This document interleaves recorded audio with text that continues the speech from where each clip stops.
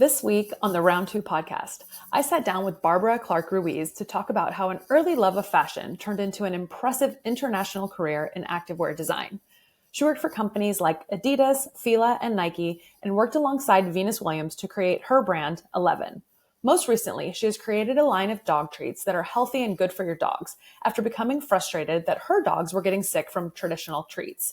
It was so much fun talking with Barbara, learning about her career path and what the future has in store for her. I hope that you enjoy our conversation as much as I did. Let me know in the comments and like, subscribe, and follow for all things Round 2 podcast. What is up, everybody? Welcome back to the Round 2 podcast. I am your host, Nikki Corbett.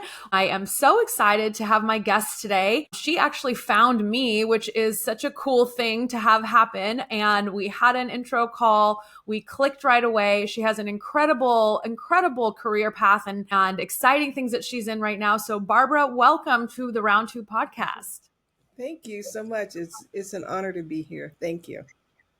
You're welcome. You're welcome. So why don't you tell everyone a little bit about yourself, your career path, what you're doing now. Obviously that's a ton that I just said, so you can start from wherever. I am so excited to learn more about you.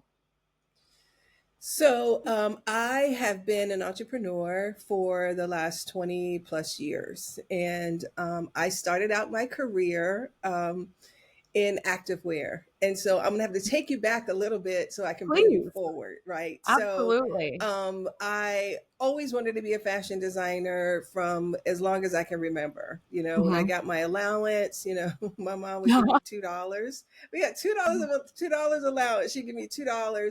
And I would take $1 and go to Tom McCann and put a pair of shoes on layaway. And if the shoes were like $19.99, it would take me like 20 weeks to get my shoes. So they were like already out of season, right? So I would take my $1 and put it on layaway at Tom McCann. And then I would take my other $1 and I would go and buy like Vogue magazine or Glamour. So I love fashion. Okay. And so, but I wasn't quite sure what I wanted to do in fashion. So I started to sew. So in high school, like I made all of my clothes. Like I made everything except my jeans. I made my coats. Everything, right? And so then I ended up going to a high school that you had to pick a major. So my major was going to be fashion design. So that was where I honed my skills. Yeah, really I went to IC Markham High School in Portsmouth, Virginia, and we had to pick a major. So I picked fashion design and going through the whole 4 years. And I said, okay, great. Now I got to figure out where I'm going to go to college. So I knew that I wanted to go to Pratt Institute. And I think that was probably because my fashion design teacher, she was like a mentor to me and she wanted to go to Pratt and she never did. So I was like, really had my head stuck on Pratt, right? So I'm like, Carson's great. But, I wanted to have that community that I wanted to have that college experience that you typically see on TV. You live on campus and right? So I wanted that. So, but I also wanted to go to New York. So my whole ammo was as soon as I graduated, I'm leaving Portsmouth, Virginia, and I'm going to New York. I don't know how. I don't know. My mom was a single parent. She didn't have a lot of money. Pratt was like 40 G's a year. I'm like, I don't even know. Right. So in any event, I applied to Pratt the first year and I didn't get in. So I was devastated. And I was like, I didn't have a backup school because I wasn't going anywhere else. So I said, that's okay. So I'm just going to forward motion. So I decided to go to Tidewater Community College, which I refer to as 13th grade. And I ended up, let me take that back. That's not even fair. I went to Tidewater Community College and that changed my life. So love that. I ended up taking all of my liberal arts classes there because I wasn't sure what fashion was going to entail, but I knew I was going to Pratt. So the following year when I applied to Pratt, I got in and they took all of those liberal arts classes that I had already taken at a fraction of the cost, which meant it was affordable for my mom to now really pay for me to go to college. So, and I didn't have any classes on Friday because I had taken all my liberal arts classes, right? So life was really, I couldn't have planned it. I had no idea what I was doing. It was just forward motion. Let's just keep moving forward, right? Yeah. So anyhow, when I got there, no classes on Friday, which meant I got to totally focus on all my fashion classes. So fast forward 4 years when we had our senior show, the requirement for your senior show is that you had to do 3 pieces. Well, I did 12. So I stood out during my senior show. Overachieving. it went above and beyond. Well, because I had the time. A lot of students just realistically don't have the time, but I had the time. And so I did these 12 pieces. And when you have your senior show in a design school, that is where, all of the people from the industry come. And your hope is that you get offered a job. Where I got offered two jobs. I got offered a job with Ralph Lauren and one with Adidas, right? Or Adidas in the US. Two huge companies. Two huge companies. So I really had, when you're in fashion school, they want you to go and work for like a ready to wear fashion, company, whatever. Active sportswear in the 80s was not what it is today. So, but Ralph Lauren wasn't really paying any money. And I'm like, I just struggled for 4 years making $5 stretch a month. I can't continue to live my life this way. And so I said, you know what? Adidas was offering me 3 times the amount. I was going to be a designer and not an assistant. And I said, what the hell? I'm going to go work for them. So I went to work for Adidas in New Jersey and completely and utterly fell for activewear. I loved it. I loved every aspect of it. I was designing a lot of product that was doing a lot of volume. So fast forward 18 months later, my boss comes to me and he said, Barb, we're closing this office and we're opening up an international design office in Fontainebleau, France. We want you to join our team. And I'm like, wait, what? You want me to move to France? He's like, yes. Yeah. And here's your package. It was like, that sounds so awesome. They threw so much money at me. Oh my gosh. That's like, I feel like that's a fashion girl's dream, right? Like you get offered to go to Paris. I was the original Emily in Paris. I was the original Emily. Right. Exactly. So I ended up moving there. So I went home and I had just gotten married. And so my husband was like, we're going to go, right? And I was like, really? He was like, yeah, let's go. So my husband's a civil engineer. So we graduated from Pratt together. So he's like, he ended up finding a job at Euro Disney in France, right? And part of my package was that the company was going to get us both working papers. Okay, great.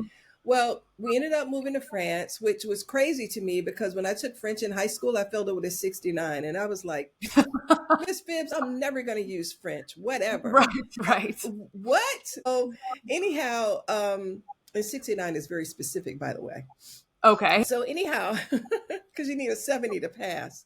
I got you. It was very specific. So anyway, so I failed French. But anyhow, so it was so fun. I would love to tell her I actually moved to France. I'm pretty sure she wouldn't remember me, but whatever. Oh, she may. You never know. That would be that's like such a full circle. Kind of like, okay, see, I told you should have studied harder. So how crazy is that? So anyhow, we moved to France. He got a job with Euro Disney, but Adidas never got him the working papers. So they ended up paying him his New York City salary and he didn't work for it because it was a part of my package. So, we saved for our house. We did some great things, right? We traveled Europe. It was amazing. So our office, the Adidas office was the horse stable of a chateau in which they filmed movies. So our little horse stable, our beautifully renovated horse stable we had a chef, we had a pool, and we had a tennis court. So, when you open up the doors in the design room, there's like this big loft space. You open up the doors and you could actually see like this beautiful chateau that was immaculate. Why? Because they made films, right? So sometimes during lunch, we would take our blankets and we would go and sit on the lawn with our lunch and we would sit there. It sounds like a movie. Sketch and it was like, or sometimes, it's like, hey, let's go play some tennis or let's go sit by the pool. Cause we got 2 hours of lunch every single day, 2 hours. Oh my gosh. And nothing was open. So you had to lunch. Like very few, like you could go to the bank, but not really. So anyhow, so that was an amazing opportunity for me. So when the office closed 2 years later and moved it to Herzogenaurach, Germany, that was when my boss said, hey, Barb, what are you going to do? My husband's like, yep, I'm going back to the States. I'll set up shop. You go to Germany and finish what you need to finish. So I went to Germany for 3 months. I finished my collection. And then prior to leaving, my boss said, well, Barb, what are you going to do? And I'm like, I don't know. I'll just go find another job. Well, at this point, I continued to design a lot of product for the company. And he said, well, I don't want to lose you. So how about you become a consultant? And I said, well, what do they do? And he said, your job, the same thing you're already doing, except you would come here like once a month. And I'm like, really? And the money's the same? He was like, yep, everything's the same. Just come here once a month. I was like, wait, what? Sign me up. What? Like, this is crazy. So I did that for 5 years. I traveled back and forth to Germany for 5 years. I had crazy freaking flyer miles, right? So I was going to say, you must be like the highest tier of, yeah. It was like crazy. Like I would go up to the counter like, oh, my back hurts. Great. Would you like to be in first class? Yes, ma'am, I would. Yes, please. So yes, please. So I got tired of the travel. I got pregnant. I'm like, okay, now I really want to see if I can make this work in the US. So sure enough, I get a call from one of my old product managers that didn't go to Germany. And now he's at Fila. And so he said, Barbara, I'm heading up apparel in Fila in Biella, Italy. And I want you to come and work with me. And I'm like, I am not coming to Italy. I'm not moving to Italy. He was like, no, you don't have to move. Just come over once a month. And I'm like, oh my gosh. How's the money? He was like, whatever you want. Okay. I can make You're like, that's the right answer. And he's like, and I'll throw in a meal, a nice dinner whenever you come. Okay. Yeah. You got me at that. So anyhow, I did that for 2.5 years. And I'm like, honest to God, I can't, this travel thing was a lot. So, because now you're talking about 7 years of traveling to Europe once a month. Yeah. And so how long would you stay when you went there? A few days, 3 days, 4 days, sometimes a week. Sometimes when I would go to Adidas, I would stay there for like 10 days. It just depends on what we were working on. So yeah, that's a lot of back and forth. Quick turns. A lot of back and forth. Like I worked hard for the money. So, and it was at that point when everybody left Europe to go their separate ways. Like not everybody moved to Germany, and they, because they had their families. They, they lived there. They didn't choose to move, right? They own their homes or whatever. And so they went to work for other companies of the same caliber, and they called me. So for probably the first 15 years of my whole career was really word of mouth. So when I finished I worked for Adidas a total of 8 years. And then I was with Fila for 2.5 years.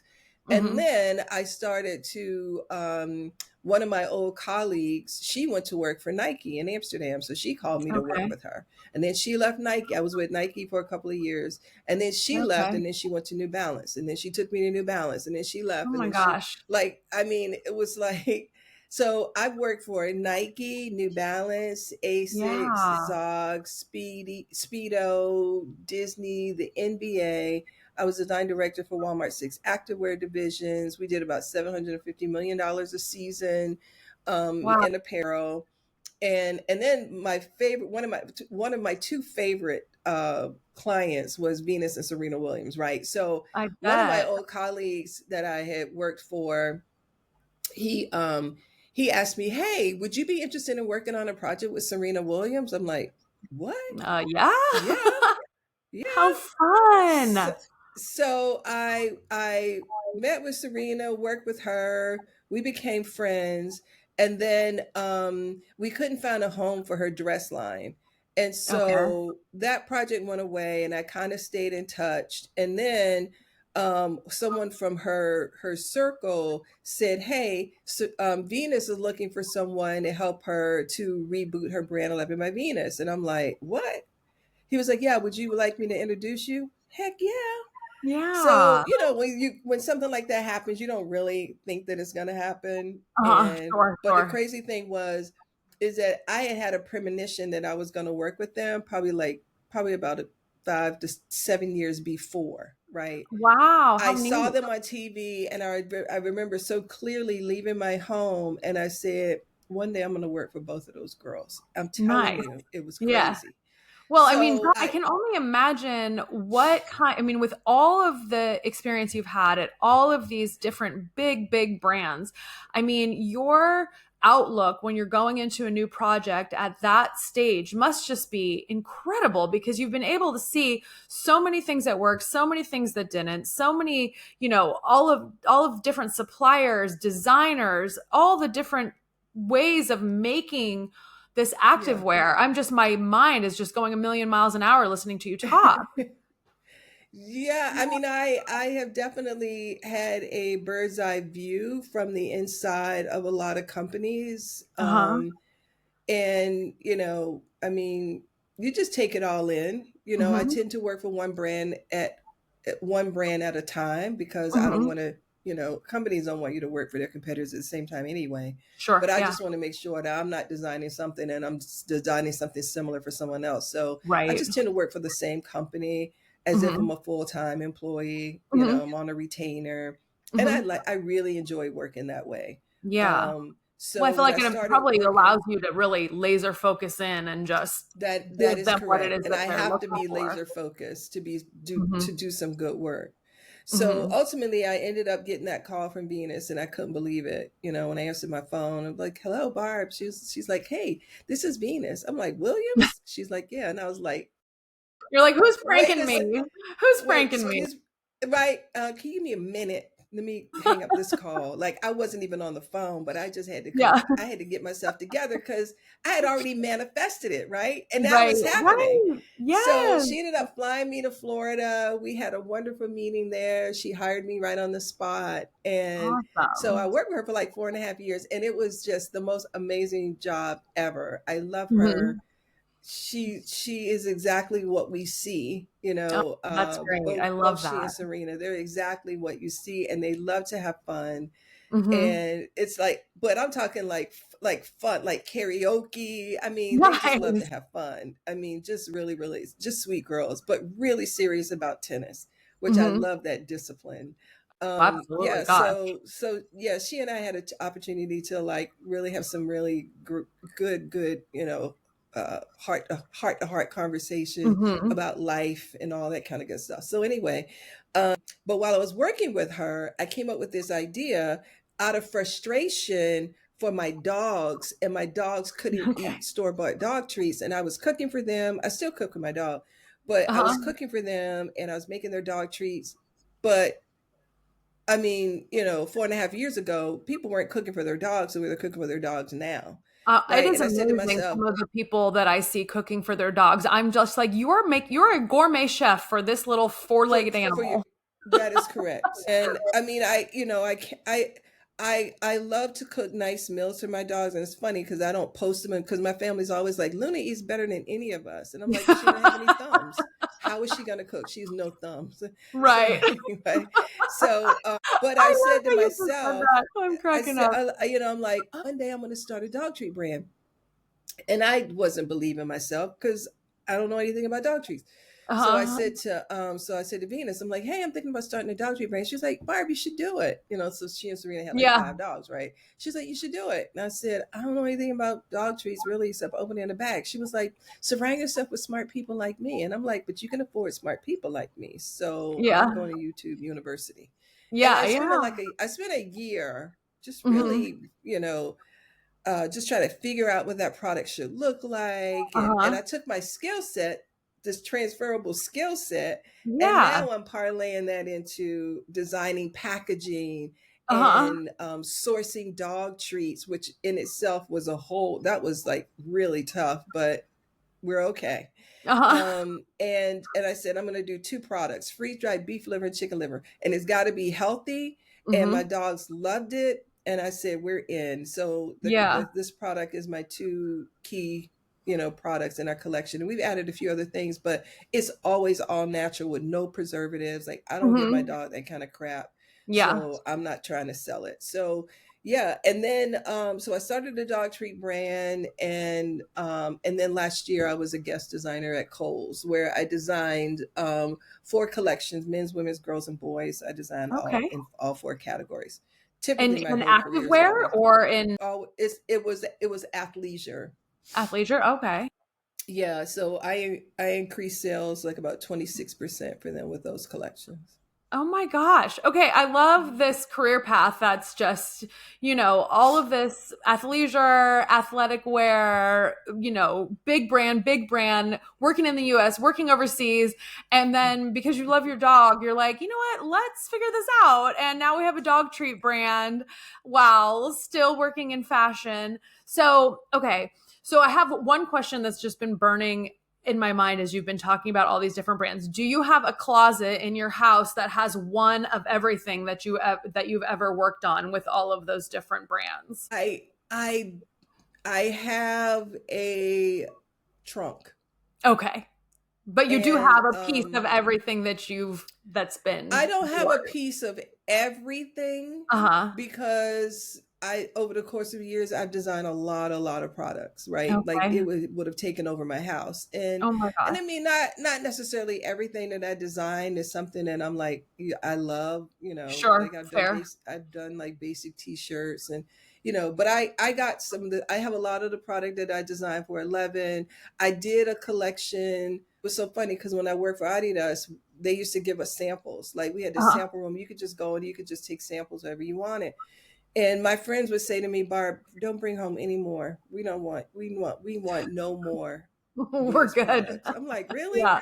So while I was there, they gave me my own category of business and I called Okay. it trefoil. And trefoil is where I put 3 stripes on.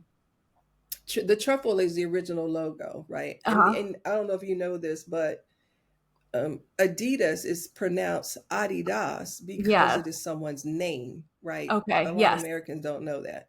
Yes. So the trefoil is the leaf, which is the world.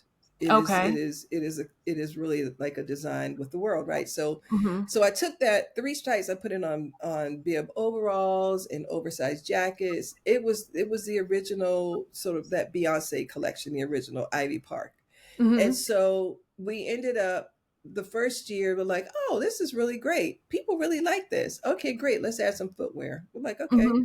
And then the second year, they're like, yeah, this is really, really great. Let's add some more footwear. And it ended up being the incubator for the Adidas original Okay. stores. Right. Wow. So that was pretty cool. So I That's had all of the more than product really that I cool. That's designed. amazing.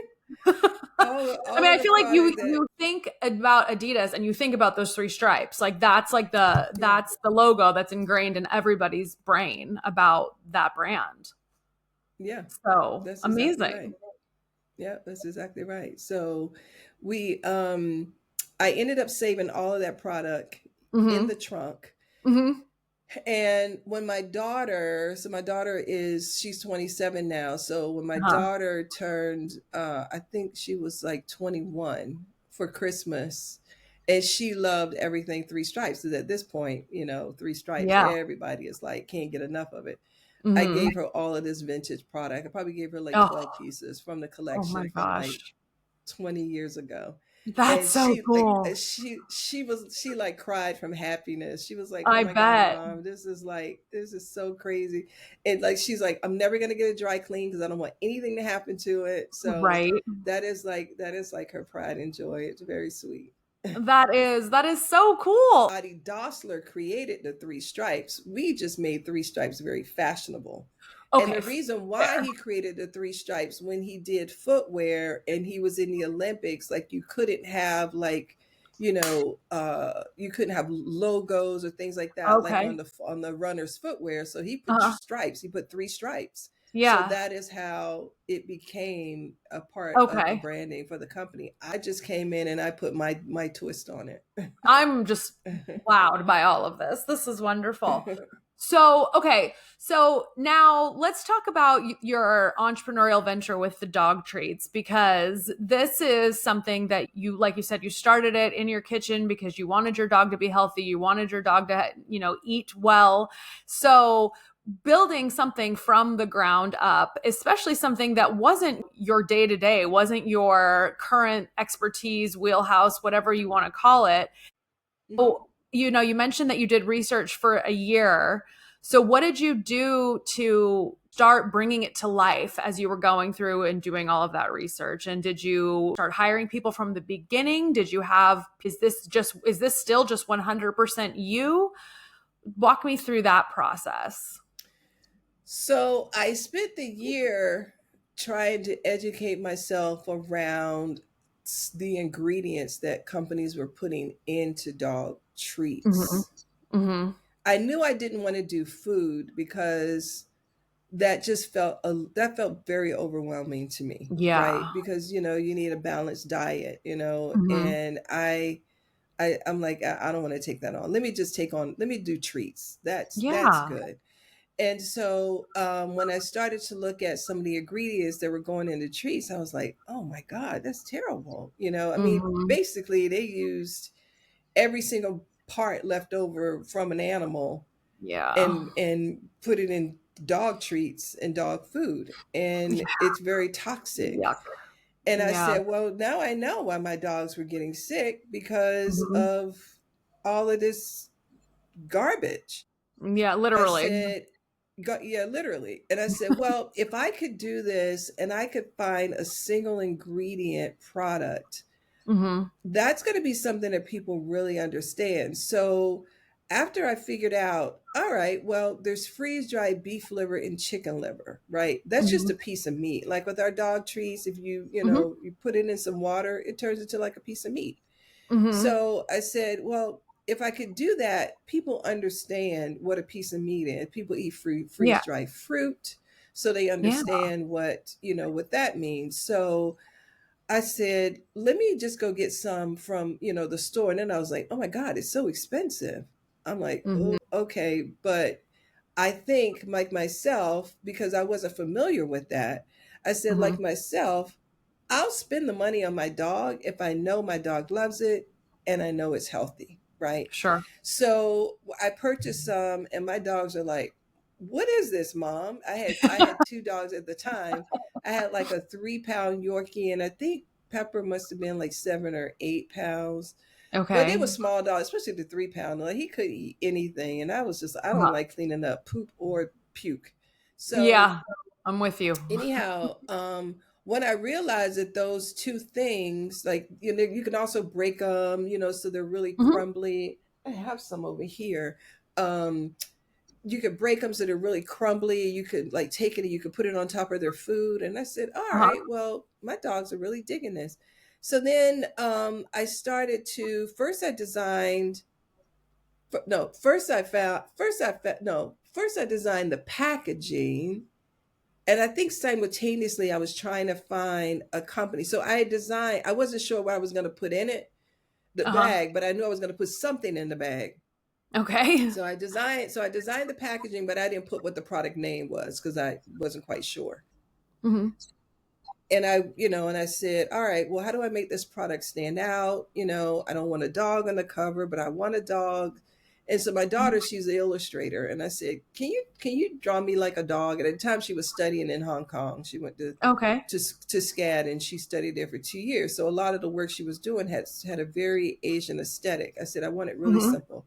So we're on the phone, we're talking, and I'm like, hey, don't forget to give me that dog. She was like, Mom, I already texted it to you. Oh, what?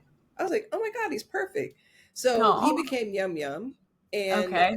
when I thought about the colors, like there's a whole science that goes into colors when you're talking about Mhm. doing consumer products.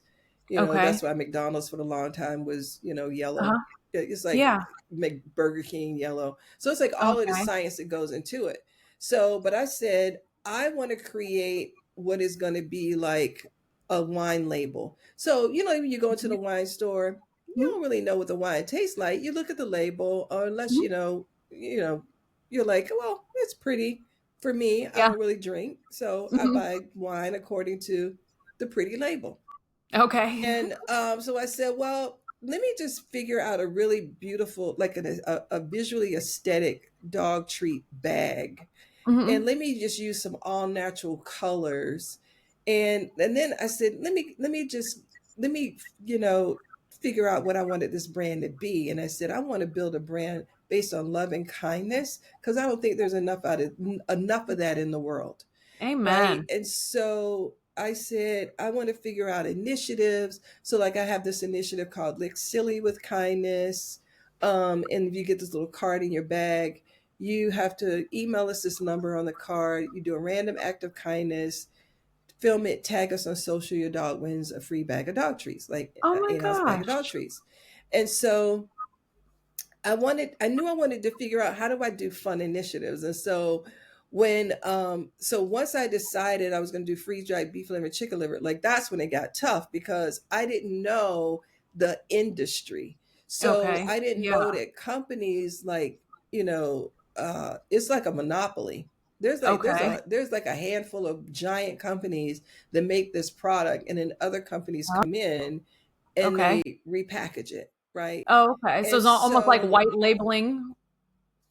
there's a lot of that going on in the pet Okay. space.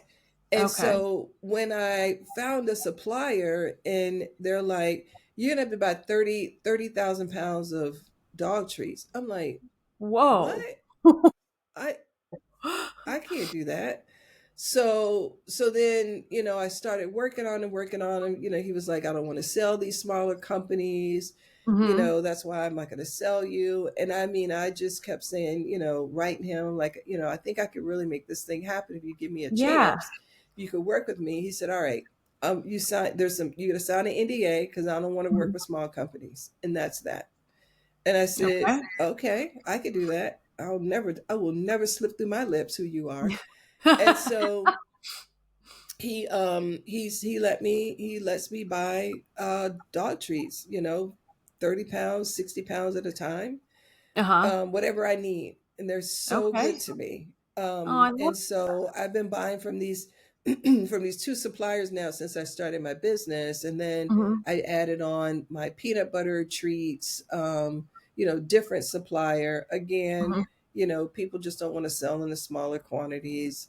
But I have now a really good, some great resources for products that I trust, and dogs love the products. Like our Nutter Doodles, which is our peanut butter treat, won Best Dog Treat in Cosmo Magazine, which I'm really excited about that. Yeah, that's And awesome. so our business really took off during COVID because when we first started this business, nobody knows us, right?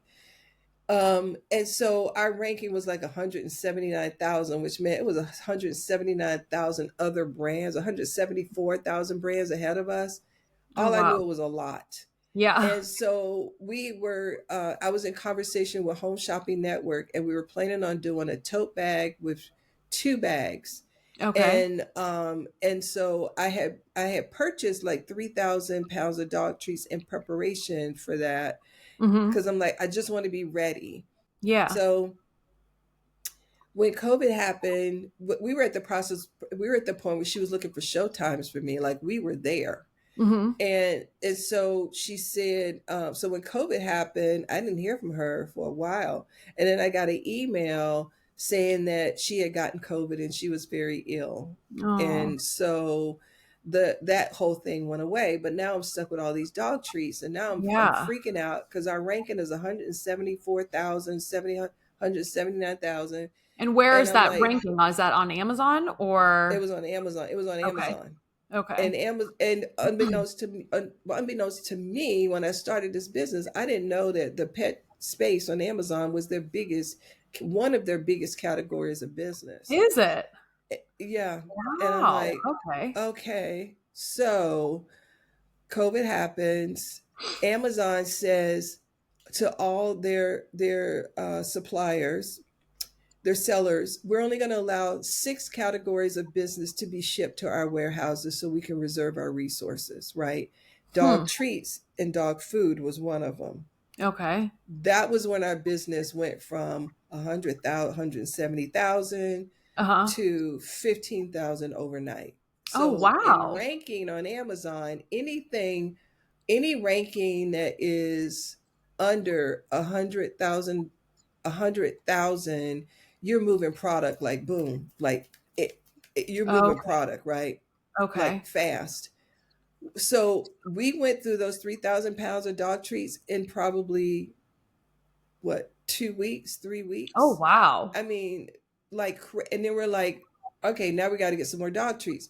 So we're, and I can only imagine how many bags of, because I mean, if you're talking about freeze-dried beef liver, that can't weigh a lot. So you had to have thousands and thousands and thousands of bags that you were selling.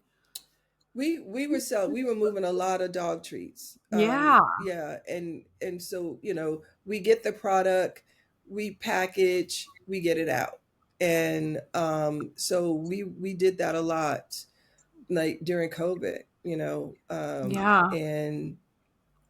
it, we made it happen. And it was tough. but here we are, in the top 2% of dog treats on Amazon. Awesome. And we're in our second business cohort, Black business cohort on Amazon. And we got voted best dog treat. We were the pet amenity for 8 Kimptons prior to COVID. Oh, I've had And my dog stay at so a Kimpton before.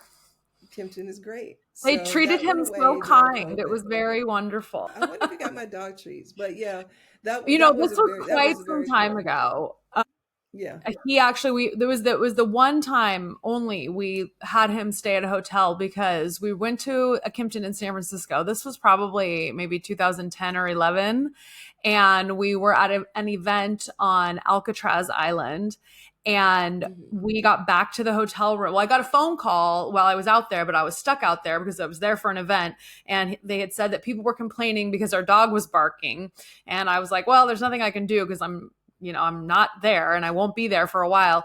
By the time we got back to the hotel, it was probably 2 o'clock in the morning. There was a note taped to our door saying our dog's name is Norm. And there was the note taped to the door. Norm was lonely. So he's hanging out with us down at the reception desk. So we immediately went back downstairs. We're like, oh no, we're so sorry. And they're like, oh, it's okay. He's so sweet. He just wanted some company. So he's just been hanging out with us at the front desk all night. Oh my God. What, that was so nice. I know. It was That was nice. lovely. That was So, really, yeah, yeah. that was really nice. Yeah, I love the Kimptons, and I'd love to partner with more hotels to be Hmm. able to give them, dogs or dog treats. Like I put together a whole package for them. I wrote, my daughter illustrated like a little book, Oh, that's all about neat. a dog's experience in the Kimpton, which is really Hmm. funny. And Venus, the dog, wrote the forward in the book, which is Oh, really cool. hilarious. Uh-huh. And so yeah, and it came in a burlap bag. They got poopy bags with it. It was a Hmm. nice little gift bag. So yeah, prior to the company called Lick You Silly, it used to be called Yum Yum Puppy. And Okay. people, on the bag it says, "Oh, it's not just for puppies, it's for big dogs." And more people say, "Can my dog eat this?" I'm like, "It's Oh, on the got it. bag. He can." So Hmm. we didn't get the trademark. I said, "All right, God must be telling me I need to rebrand." Obviously, I needed to rebrand it. Yeah. So I drove my family crazy because at that point I was already selling on Amazon as Yum Yum Puppy. Hmm. So when I had to come up with a new name, I was just asking my family, "Do you like this?" And I wanted something memorable and completely Hmm. unexpected. And Hmm. so my older dog, because when she was older, she used to lick herself all the time, used to drive me crazy. And I remember one Uh-huh. night I was sleeping because my dogs used to sleep, either on the bed or on the floor. And Sure. and so I woke up out of a dead sleep and I said to Pepper, "One day you're gonna lick yourself silly." What? Lick you silly. And that was how I got the name, called Lick You Silly. Okay. Oh my gosh. Well, I think it's a Yeah. great name, and I'm so excited for my dog to try the treats when they I'm arrive. excited too. Yeah. I'm excited too. So now yesterday we just launched our crowdfunding campaign, Yes, I and saw that. it took quite some time to get it all together, get the video together. Mhm. But yeah, we have so many incredible opportunities that are on the table right now, Mhm. and I know that are coming down the pike. We've got, like, we're sold out on Amazon at the moment. I think, Mhm. like, we just we're shipping out today, but we've been sold out now for like the week. Well, to be like, "Oh, there's one bag available, there's two bags, you shop now." And I was like, "Oh my gosh, Uh-huh. I don't like when I run out on Amazon."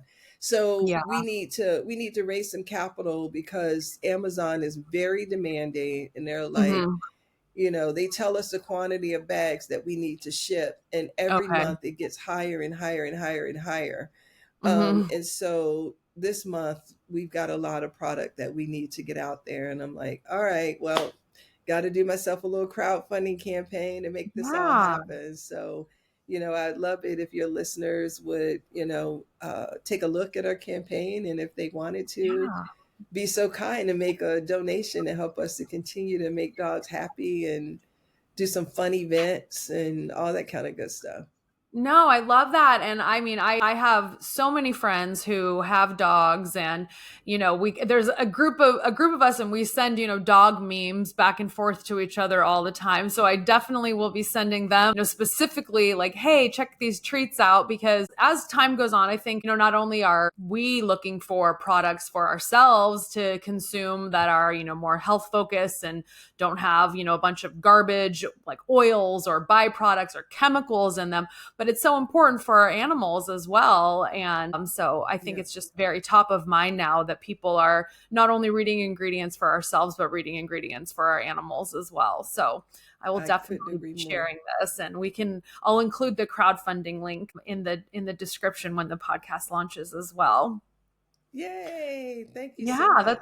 Of course, of course. So from an entrepreneurship perspective, since, that is one of the exciting pieces about this, or exciting avenues that this podcast has gone down, what is something that you say was maybe like the biggest surprise that you learned about this entrepreneurial venture, or something that you didn't anticipate ever having to deal with, but kind of you were like, oh wow, this is interesting? That you eat what you kill. Okay. That is probably the thing that is the toughest, right? Mm-hmm.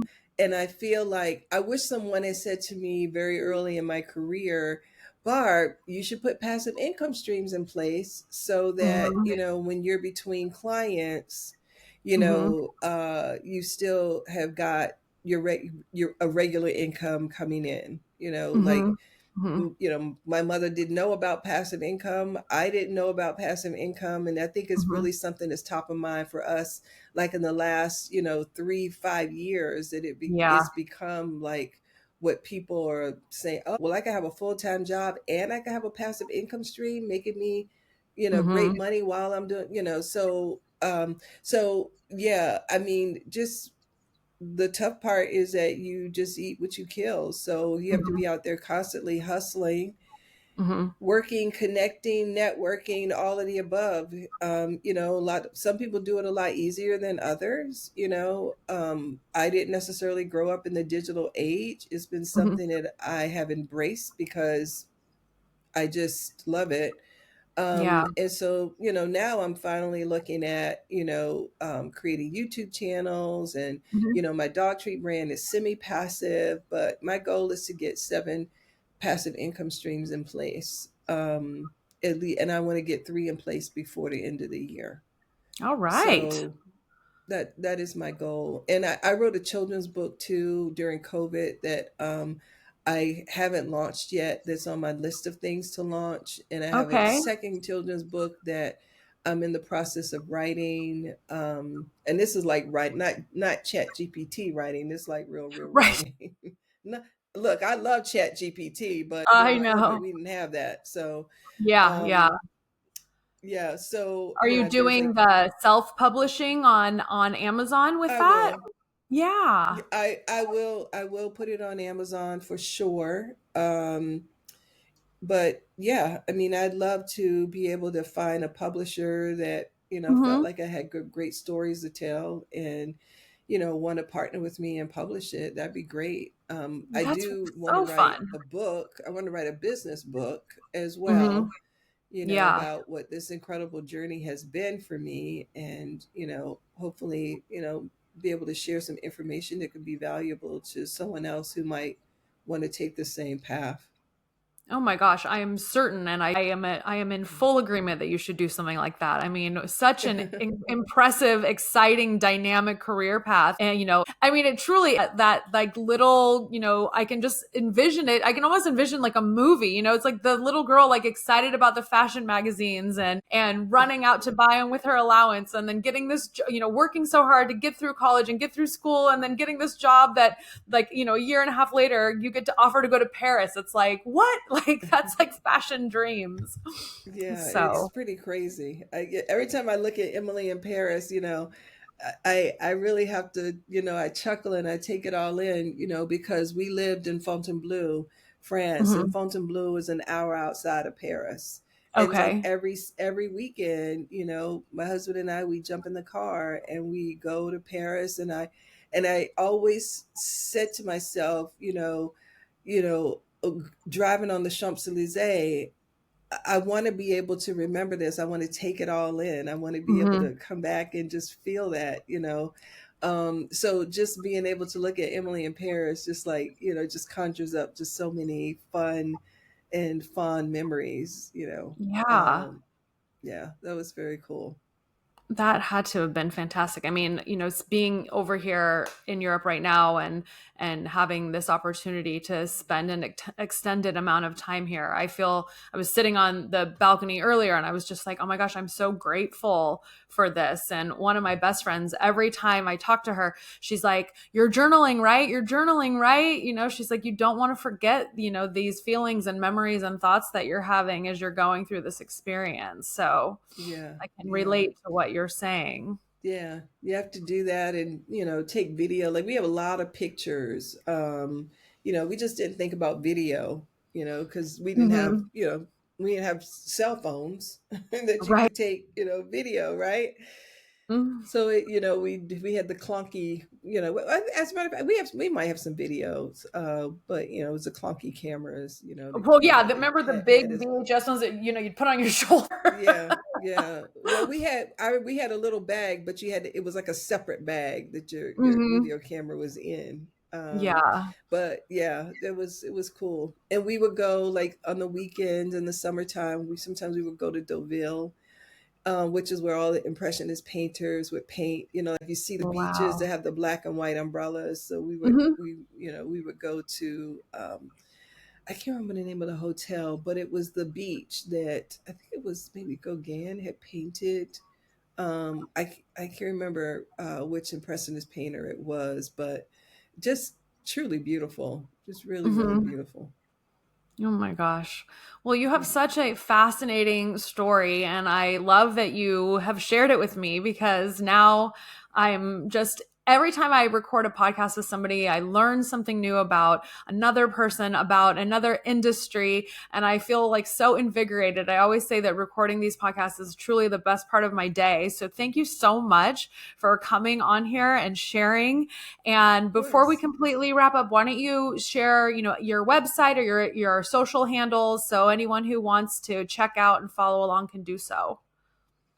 I would say the best way to connect with me is going to be on LinkedIn, and then, happy to share, handles or information with people who reach out. So wonderful. Yeah. And you can find me on LinkedIn under Barbara Clarke Ruiz. Awesome. Well, thank you so much for your time and your story. It was wonderful to chat with you, and I will definitely be staying in touch.